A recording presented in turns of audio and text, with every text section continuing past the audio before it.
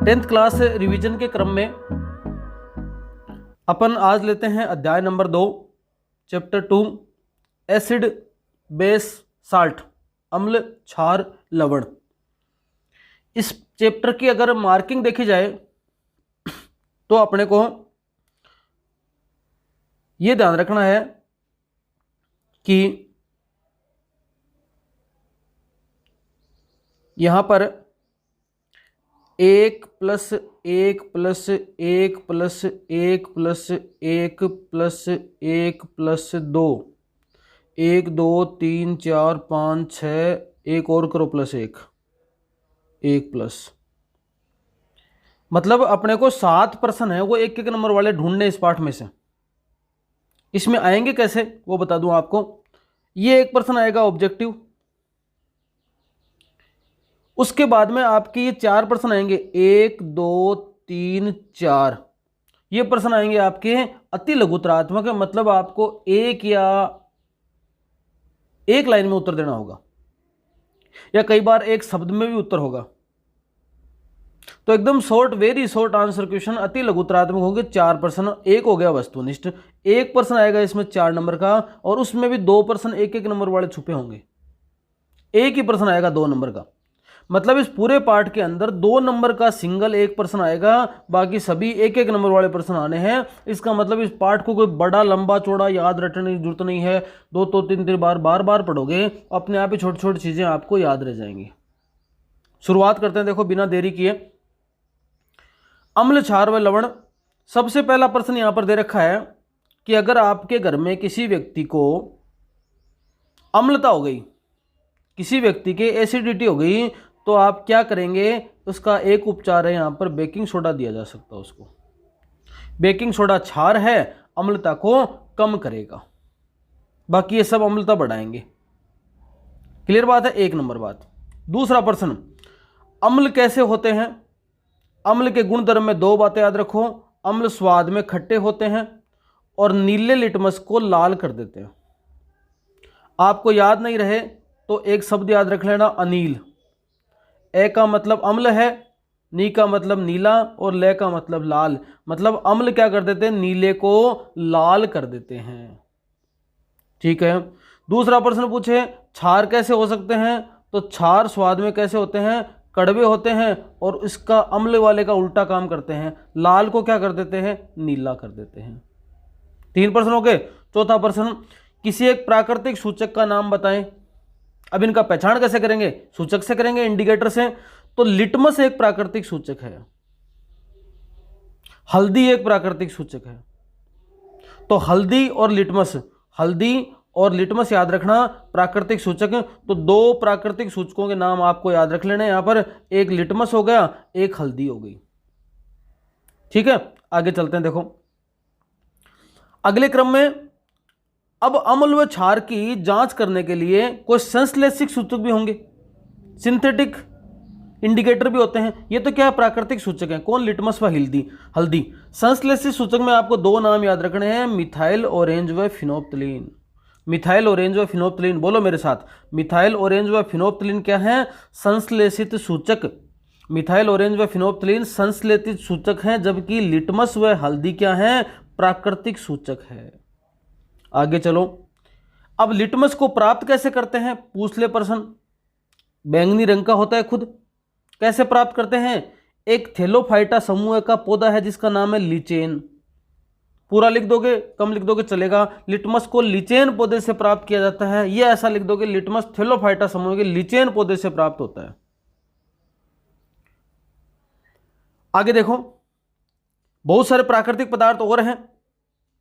लाल पत्ता गोभी, हल्दी, हाइड्रेंजिया, पेटूनिया, जेरानियम जैसे कई फूलों की रंगून पखुड़ियां किसी विलयन में अम्ल व क्षार की उपस्थिति की सूचक हैं। इसका मतलब इनको भी अपन क्या कह सकते हैं, ये भी प्राकृतिक सूचक हैं, सारे पौधे हैं ना। तो 2 तो अभी पढ़े थे अपन ने, हल्दी और लिटमस, ये भी सारे क्या हैं, प्राकृतिक सूचक ही हैं। थोड़े थोड़े नाम याद रखना है इनका। आपसे पूछे प्राकृतिक सूचक के नाम लिखो, तब तो आप हल्दी और लिटमस लिख लेना। और इनका नाम अगर पहले से दे दे, अगला पूछेगा किस प्रकार के सूचक हैं, आपका उत्तर जो हो जाएगा ये प्राकृतिक सूचक हैं, प्रकृति में मिलने वाले सूचक हैं। आगे देखो, अब ये जो अम्ल जो क्षार हैं इनकी अभी अपन ने थोड़ी थोड़ी बातें देखी, इनके रासायनिक गुणधर्म समझने अपने को।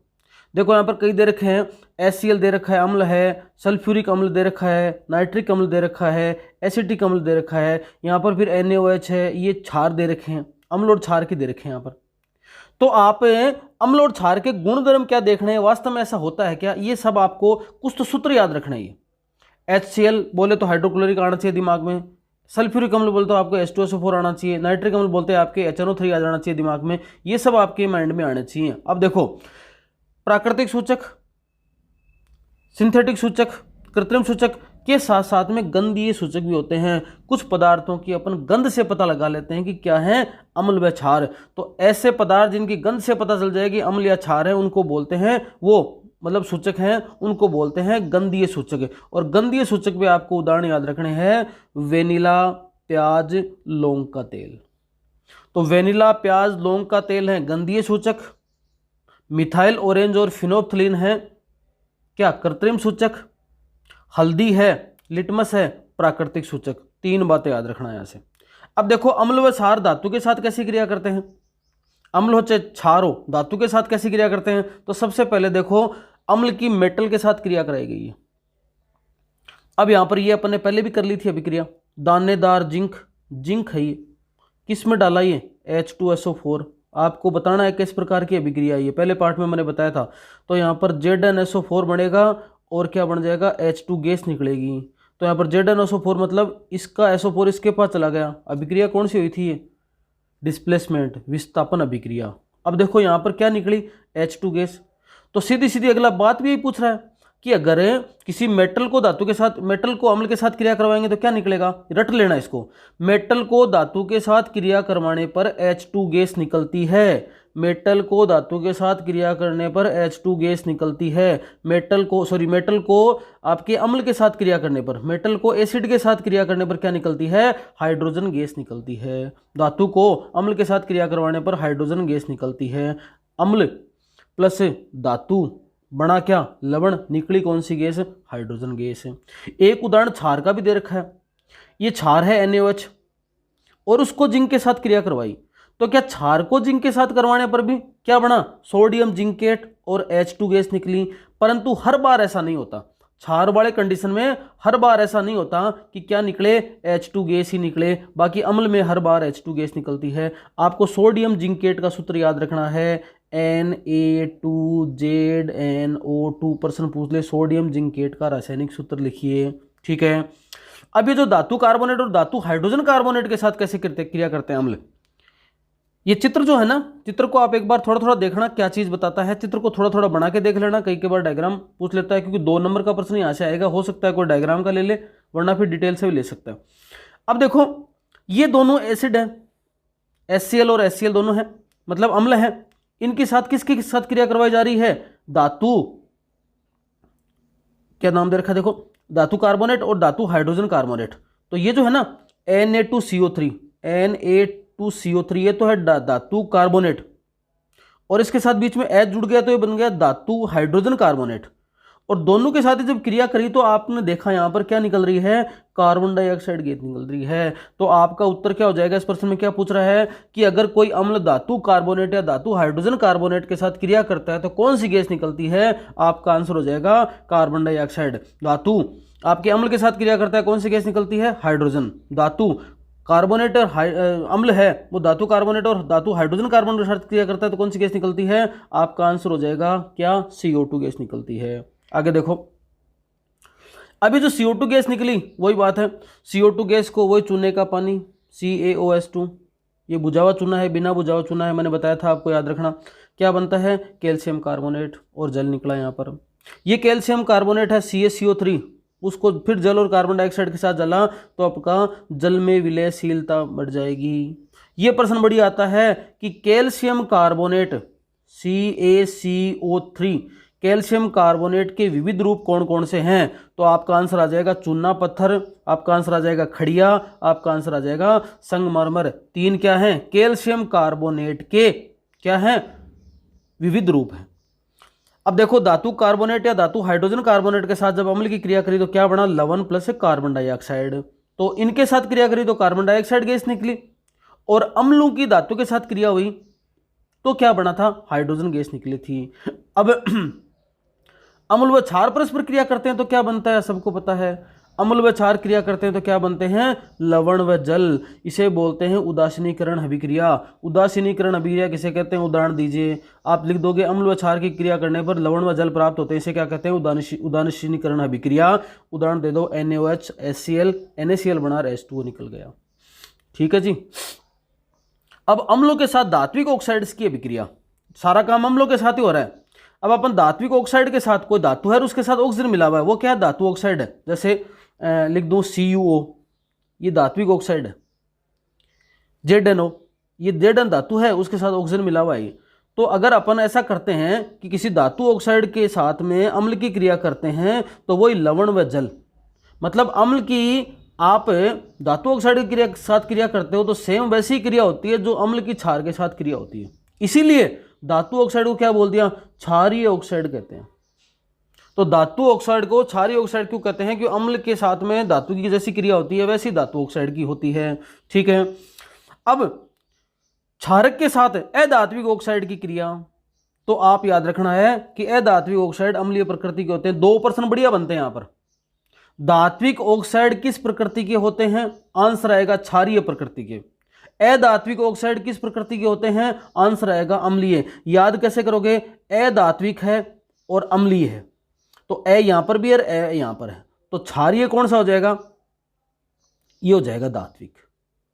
ठीक है, ये बात याद रखोगे 1%। आगे चलो, सभी अम्ल व क्षारों में क्या समानताएं हैं।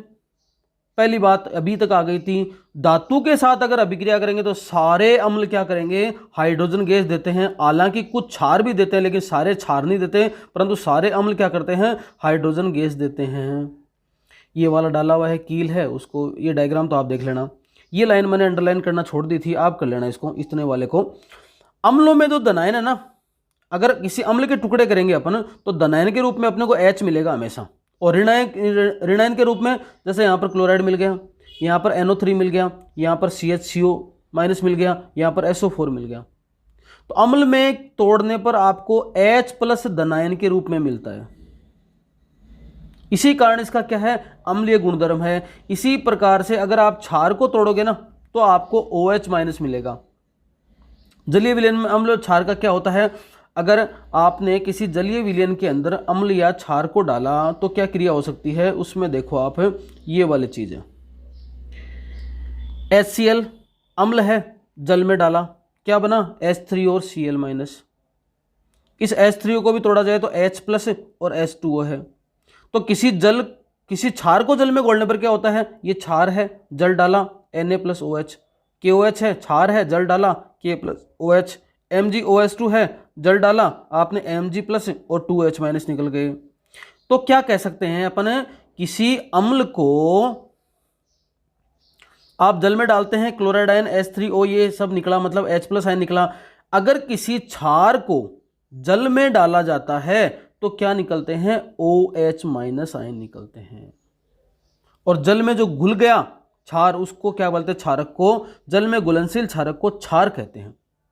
क्षार किसे कहते हैं, जल में घुलनशील क्षारक को क्या कहते हैं, क्षार कहते हैं। इसका स्पर्श साबुन की तरह स्वाद कड़वा होता है, प्रति संक्षारक होती है, इन्हें कभी भी छूना या चखना नहीं चाहिए क्योंकि ये हानिकारक होते हैं। आई बात समझ में। तो ये बात आगे देखो, सभी अम्ल H+ आयन और सभी क्षार OH- उत्पन्न करते हैं। तो अम्ल और क्षार को जोड़ा जाए तभी तो क्या बनती है, वो लवण व जल बनते हैं। क्योंकि H निकल, कोई एक अम्ल तो क्या करेगा, H छोड़ेगा, क्षार क्या करेगा, OH छोड़ेगा, तो OH और OH मिलकर क्या बना देंगे, जल बना देंगे, और बाकी बची हुई चीज क्या बना देगी, लवण बना देगी। तभी अम्ल व क्षार के जुड़ने पर क्या बनते हैं, आपके लवण व जल का निर्माण होता है। आई बात समझ में, ये वाली बात। आगे देखो, तन्नुकरण किसे कहते हैं, परीक्षा में पूछा जाए तो, जल में अम्ल तथा क्षारक मिलाने पर आयन की सांद्रता में प्रति इकाई आयतन में कमी हो जाती है, पर यूनिट वॉल्यूम में जो कमी आ जाती है उसको क्या बोलते हैं, डाइल्यूशन बोलते हैं, तन्नुकरण बोला जाता है। अब अम्ल व क्षार के विलयन कितने प्रबल होते हैं। अब कोई अम्ल है वो कितना प्रबल है, कितना स्ट्रोंग है, और कोई अम्ल है वो कितना वीक है। इसी प्रकार से कोई क्षारक है कितना स्ट्रोंग है, कितना वीक है, ये कैसे पता चले, तो इसके लिए एक स्केल बनी हुई है जिसको बोलते हैं pH स्केल। प्रश्न पूछा जा सकता है पीएच स्केल किसे कहते हैं। आप सीधा सीधा आंसर दोगे, किसी विलयन में उपस्थित हाइड्रोजन आयन की सांद्रता ज्ञात करने के लिए एक स्केल विकसित किया गया जिसे पीएच स्केल कहते हैं। इसमें पी का क्या मतलब है, पोटेंज या पुषांश बोलते हैं। ये एक जर्मन शब्द है और इस पी का अर्थ होता है पावर या शक्ति। ये दोनों तीनों बातें याद रखना, ये दोनों तीनों बातें हैं आपको याद रखनी है। आगे देखो, अब पीएच यहां से प्रश्न पूछा गया था द्विवार्षिक परीक्षा में भी। उदासीन विलयन की पीएच कितनी होती है, 7 होती है। अगर 7 से कम होती है पीएच तो क्या मतलब है, अम्लीयता बढ़ गई, और 7 से ज़्यादा होती है मतलब क्या बढ़ गई, क्षारीयता। अगर किसी विलयन की पीएच 7 से 14 है इसका मतलब वो क्षारीय है, किसी विलयन की पीएच 0 से 7 है इसका मतलब क्या है, वो अम्लीय है, और केवल 7 पीएच है, एक्यूरेट 7 है, इसका मतलब वो क्या है, उदासीन है। तो अपन जैसे जैसे इधर की तरफ बढ़ते हैं, कम पीएच की तरफ बढ़ते हैं, इसका मतलब क्या बढ़ रही है, एच आयन की सांद्रता बढ़ रही है, और जैसे जैसे इधर बढ़ रहे हैं वैसे वैसे क्या बढ़ रही है, ओ एच आयन की सांद्रता बढ़ रही है। ये दोनों तीनों बातें याद रखना, ये डायग्राम याद रखना। चलो आगे बढ़ते हैं। अब देखो कुछ चीज़ों की पीएच आपको रट लेनी है, कुछ चीज़ों की पीएच आपको रट लेनी है। जैसे अपने भोजन के अंदर, अब जब भोजन करते हैं तो अमाशय में भोजन रहता है तो उसको बोलते हैं गैस्ट्रिक जूस। जठरस की पीएच कितनी होती है, 1.2, याद रखो। नींबू की पीएच होती है 2.2, जठरस की तो 1.2, नींबू की 2.2। शुद्ध जल की पीएच होती है 7 और रक्त की पीएच होती है 7.4। मिल्क ऑफ मैग्नीशिया जो कि दिया जाता है अम्लता बढ़ने पर, अभी अपन दे रहे थे एक चीज़ अम्लता बढ़ने पर, उसके बाद दूसरी चीज़ और आ गई है, अगर एसिडिटी हो जाती है तो मिल्क ऑफ मैग्नीशिया दिया जाता है, इसकी पीएच होती है 10। और सोडियम हाइड्रोक्साइड विलयन की पीएच होती है लगभग, अभी आया था NaOH, स्ट्रॉन्ग बेस है ये, इसकी पीएच होती है 14। जठरस की 1.2, नींबू के रस की 2.2, शुद्ध जल की 7, रक्त की 7.4, मिल्क ऑफ मैग्नीशिया की 10 और सोडियम हाइड्रोक्साइड की 14 पीएच होती है। ये सभी पीएच रट लेना, सीधी की सीधी यहाँ से एग्जाम में क्वेश्चन पूछा जा सकता है। अब अगर किसी विलयन में देखा जाए, अगर किसी विलयन के अंदर कोई अम्ल है और वो अम्ल जितने ज़्यादा हाइड्रोजन आयन उत्पन्न करेगा ना, उसका मतलब उतना ही वो क्या है, प्रबल है, और जितने कम हाइड्रोजन आयन उत्पन्न करेगा उसका मतलब क्या है, वो दुर्बल है। तो आपको 2-3 दुर्बल के और 2-3 प्रबल अम्ल के नाम याद कर लेने हैं, बाकी कुछ नहीं है।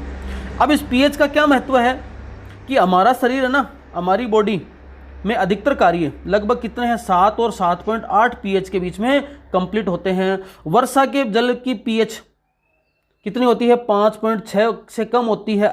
यदि होती है तो उसको क्या बोलते हैं, अम्लीय वर्षा। परीक्षा में प्रश्न पूछा जा सकता है कि अम्लीय वर्षा किसे कहते हैं, ऐसी वर्षा जिसका पीएच क्या है, 5.6 से कम है। शुक्र का वायुमंडल, वीनस का वायुमंडल किसके अवक्षेप से बना है, किसके मोटे श्वेत व पीले बादलों से बना है, आपका नाम आ जाएगा सल्फ्यूरिक अम्ल आ जाएगा, आप उसको बोलोगे सल्फ्यूरिक अम्ल। बगीचे की पीएच की अलग अलग परास होती है, क्षारीय अम्लता सारी तरह की होती है। यहाँ पर हमारे पाचन तंत्र की पीएच, हमारे पाचन तंत्र में कौन सा अम्ल पाया जाता है, आपका आंसर बोलोगे हाइड्रोक्लोरिक अम्ल, HCl पाया जाता है हमारे उदर में। कई बार इसकी मात्रा बढ़ जाती है तो मतलब अपन एंटासिड हो गए, अपने को अपन एंटासिड देना है, एसिड बढ़ गया, एंटासिड का मतलब क्षार देना है, और क्षार के रूप में देखो काम में ले रहे हैं मिल्क ऑफ मैग्नीशिया। ऊपर ही ऊपर आया था पहले शुरुआत में ही, बेकिंग सोडा भी आता है, पर यहाँ पर एंटी एसिड की मात्रा, अधिक मात्रा क्या करती है, अम्लता को कम कर देती है, तो मिल्क ऑफ मैग्नीशिया दिया जाता है एंटा एसिड के रूप में। अगर पीएच में परिवर्तन हुआ तो आपके मुंह की पीएच अगर 5.5 से कम होने लग जाती है, मतलब आपके दांत टूटना शुरू हो जाते हैं। तो दांत का क्षय कब होता है, जब दांतों की पीएच है, मुंह की पीएच 5.5 से कम हो गई। अपने शरीर का सबसे हार्ड पार्ट कौन सा है, इनेमल, कहाँ पाया जाता है, दांतों में पाया जाता है। तो शरीर का सबसे हार्ड पार्ट इनेमल किससे बना है, कैल्शियम हाइड्रोक्सी एपेटाइट से बना है। आगे देखो, इसीलिए मुंह की सफाई के लिए क्या करते हैं, अम्लता हटाने के लिए क्या करते हैं, मंजन करते हैं, और मंजन के अंदर क्या होता है, क्षारीय होती है चीज़ें, क्षारता पाई जाती है तो अम्लता को हटा देती है। कुछ जीवों के डंक होते हैं ना, उसके अंदर भी क्या पाए जाते हैं, रसायन पाए जाते हैं। जैसे मान लो नेटल है, नेटल के डंक में मेथेनोइक अम्ल पाया जाता है। नेटल के डंक में कौन सा अम्ल पाया जाता है, आपको सीधा सीधा याद रखना है, मेथेनोइक अम्ल पाया जाता है। नेटल क्या है, एक शाकीय पौधा है, इसमें डंक में क्या होते हैं, डंक होते हैं, बाल बाल से होते हैं, ये क्या करते हैं, मेथेनोइक अम्ल स्रावित करते हैं। तो इनका इलाज करने के लिए क्या किया जाता है, यहाँ पर डाक के पत्तों को रगड़ा जाता है, क्योंकि डाक के पत्ते क्या हैं, क्षारीय हैं। क्वेश्चन बन गया। ये पूरी की पूरी टेबल याद करना। सिरका में क्या पाया जाता है, संतरा में, इमली में, टमाटर में, नींबू में, दही में, चींटी के डंक में, नेटर के डंक में, याद कर लेना, इंपॉर्टेंट है, कोई ना कोई क्वेश्चन पूछा जा सकता है यहाँ पर। उसके बाद में देखो साल्ट परिवार, ये सारे के सारे लवण हैं जो अम्ल व क्षार के संयोजन से बने हैं। इनकी पीएच में आपको याद रख लेना। देखो प्रबल अम्ल व प्रबल क्षार के लवण का पीएच 7 होता है, ये उदासीन होते हैं। प्रबल अम्ल व दुर्बल अम्ल के पीएच 7 से कम होता है, अम्लीय होते हैं। और प्रबल क्षार व दुर्बल अम्ल के लवण का पीएच 7 से अधिक होता है, ये क्षारीय होते हैं, पूछा जा सकता है। आगे हाइड्रोक्लोरिक अम्ल व सोडियम हाइड्रोक्साइड के विलयन की अभिक्रिया से सोडियम क्लोराइड मतलब नमक कैसे बनता है। क्वेश्चन पूछ सकते हैं कि NaCl का निर्माण कैसे होता है। आप क्या बोलोगे, हाइड्रोक्लोरिक अम्ल व sodium hydroxide HCl plus sodium NaOH, इनको जोड़ा गया तो NaCl यहाँ से बन गया और यहाँ से H2O जल निकल गया। ये रासायनिक अभिक्रिया यहाँ हो सकती है। खनिज नमक किसे कहते हैं, यहाँ से याद रखना है। साधारण नमक कच्चा पदार्थ के रूप में काम आता है, इससे कई सारी चीज़ें बनाई जा सकती हैं। Sodium hydroxide, baking soda, washing soda, विरंजक चूर्ण आदि के लिए कच्चा पदार्थ के रूप में कौन काम करता है, अपना साधारण नमक। जैसे सबसे पहले सोडियम हाइड्रोक्साइड पक्का ही है, ये वाला देखो NaCl नमक है, जल के साथ अगर जोड़ा तो क्या बनाइए NaOH और Cl2 H2 गैस निकलती है। इसमें देखो यहाँ पर क्लोर क्षार अभिक्रिया बोलते हैं, क्योंकि एक तो Cl बना क्लोरीन, एक NaOH बना, वो क्षार है, इसलिए इसको क्या बोलते हैं, क्लोर क्षार। तो क्लोर क्षार अभिक्रिया कौन सी है, आपको याद रखनी है। कैसे बनाते हैं, डायग्राम को भी एक बार ढंग से देख लेना। H2Cl2 यहाँ से निकल रहा है। आगे देखो, अब यहाँ से इन पे सबसे क्वेश्चन 2 नंबर वाले पूछे जा सकते हैं कि इनके उपयोग क्या क्या हैं। उपयोग क्या क्या है, ये 2 नंबर वाले क्वेश्चन में बड़ी आ सकता है। मतलब 1 + 2 + 1 का 4 नंबर का प्रश्न आएगा, उसमें 2 नंबर में आ सकता है। विरंजक चूर्ण का सूत्र याद कर लेना, CaOCl2 किससे बना, बुझे हुए चूने से, CaOH2। तो CaOH2 + Cl2 बराबर CaOCl2। विरंजक चूर्ण क्या है, मैं बताऊं, देखो आपको कैसे प्रश्न आएगा। विरंजक चूर्ण क्या है, विरंजक चूर्ण कैसे बना, विरंजक चूर्ण का सूत्र और विरंजक चूर्ण के 2 उपयोग। बहुत बढ़िया प्रश्न है। विरंजक चूर्ण क्या है, विरंजक चूर्ण का सूत्र, विरंजक चूर्ण कैसे बना और विरंजक चूर्ण के उपयोग। ऐसे ही बेकिंग सोडा क्या है, बेकिंग सोडा का रासायनिक सूत्र, बेकिंग सोडा का बनाने की विधि और बेकिंग सोडा के 2 उपयोग। ये अंडरलाइन कर लेना आपकी किताबों में। उसके बाद में आगे इसी तरह से चलो, दोने का सोडा सूत्र क्या है, दोने का सोडा बनता कैसे है और दोने के सोडे के उपयोग क्या क्या हैं, ये रट लेना इन्हीं बातों को। मतलब 4 चीज़ें हैं, ये चारों चीज़ों को रट लेना। और लास्ट में ये याद रखना आपको कि जिप्सम का क्रिस्टल जल होता है, उसका सूत्र क्या है, और आपके जलीय कॉपर सल्फेट का रासायनिक सूत्र क्या है, प्लास्टर ऑफ पेरिस का रासायनिक सूत्र क्या है, कैसे बनता है, और प्लास्टर ऑफ पेरिस का उपयोग क्या है, ये उपयोग, ये उपयोग। तो इन 4 चीज़ों को आपको क्या करना है, नाम याद रखने हैं, इनका सूत्र याद रखना है और कैसे बनते हैं और क्या उपयोग है। ये पूरा चैप्टर अपन ने रिवाइज कर लिया। मैंने जो अंडरलाइन किया वो क्या करना, आप भी किताब से क्या करना, अंडरलाइन कर लेना। अंडरलाइन में दिक्कत आ रही तो आप देखते देखते क्या करना, आपके इसका स्क्रीनशॉट ले लेना। 1 मिनट में रिवाइज करता हूँ। यहाँ से अम्लता हटाने के लिए बेकिंग सोडा, एक आया था मिल्क ऑफ मैग्नीशिया। अम्ल स्वाद में कैसे होते हैं, क्षार स्वाद में कैसे होते हैं, प्राकृतिक सूचक का नाम बताना है, संश्लेषित सूचक का नाम बताना है, और आपको क्या बताना है, एक गंधीय सूचक का नाम बताना है। यहाँ से आपको ये बताना है कि और कौन कौन से प्राकृतिक सूचक हैं, लिटमस प्राकृतिक सूचक को कहाँ से प्राप्त किया जाता है, क्वेश्चन बना। उसके बाद में आपको ये बताना है कि जो अम्ल हैं वो धातु के साथ क्रिया करने पर क्या होते हैं, कौन सी गैस निकलती है, क्षार धातु के साथ क्रिया करने पर कौन सी गैस निकलती है। उसके बाद में अम्ल है वो धातु कार्बोनेट व धातु हाइड्रोजन कार्बोनेट के साथ क्रिया करने पर कौन सी गैस निकालते हैं, कैल्शियम कार्बोनेट किसके विविध रूप बताइए। उसके बाद में आपको अम्ल व क्षार खुद क्रिया करते हैं तो क्या गैस निकलती है, क्या बनता है, वो आपको बताना है। धात्विक ऑक्साइड को क्षारीय ऑक्साइड कहते हैं और अधात्विक को क्या कहते हैं, अम्लीय प्रकृति के होते हैं ये अधात्विक ऑक्साइड। तो यहाँ पर अधात्विक को अम्लीय ऑक्साइड भी कहा जा सकता है, ये बात आ गई। उसके बाद में सभी धातुओं में आपके क्या समानताएं हैं, अम्लों में रिएक्शन आ रही है यहाँ पर, ये वाला देख लेना। अम्ल और क्षार की क्रिया से क्या चीज़ बनी है, क्षारक किसे कहते हैं, क्षार किसे कहते हैं। उसके बाद में आपको ये ध्यान रखना तनुकरण किसे कहते हैं। उसके बाद याद रखना पीएच किसे कहते हैं, पीएच की परिभाषा क्या है, पीएच में पी का अर्थ क्या है और पी को के आधार पर किस प्रकार की पीएच हो सकती है। अलग अलग विलियंस की पीएच आपको याद रखनी है। जठरस, नींबू का रस, शुद्ध जल, मैग्नीशियम, मैग्नीशिया, सोडियम हाइड्रोक्साइड, सबकी पीएच याद रखनी है। उसके बाद में वर्षा के जल को अम्लीय वर्षा क्यों कहते हैं, अम्लीय वर्षा कब कहते हैं। उसके बाद मिट्टी की पीएच कैसी कैसी हो सकती है। हमारे पाचन तंत्र में कौन सा अम्ल होता है। एंटासिड की मात्रा कब दी जाती है। दंत क्षय कब होता है, उसके उपाय के लिए क्या कर सकते हैं। नेटल के डंक में कौन सा अम्ल पाया जाता है, इसके उपचार कैसे करते हैं, इन सब में कैसा अम्ल पाया जाता है। उसके बाद में आपको याद रखना है कि प्रबल क्षार व दुर्बल क्षार कौन से होते हैं, प्रबल अम्ल दुर्बल अम्ल कौन से होते हैं। साधारण नमक से क्या क्या चीज़ बनाई जा सकती है। क्लोर क्षार अभिक्रिया किसे कहते हैं। उसके बाद विरंजक चूर्ण क्या है, सूत्र बनाने की विधि उपयोग। बेकिंग सोडा क्या है, सूत्र बनाने की विधि उपयोग। उसके बाद में धोने का सोडा क्या है, सूत्र बनाने की विधि उपयोग। और उसके बाद में आपको याद रखना है क्रिस्टल जल के 2 सूत्र याद रखने हैं आपको, जलीय कॉपर सल्फेट और जिप्सम का। प्लास्टर ऑफ पेरिस का सूत्र याद रखना है, बनाने की विधि और उपयोग रखना है। आज के लिए इतना ही।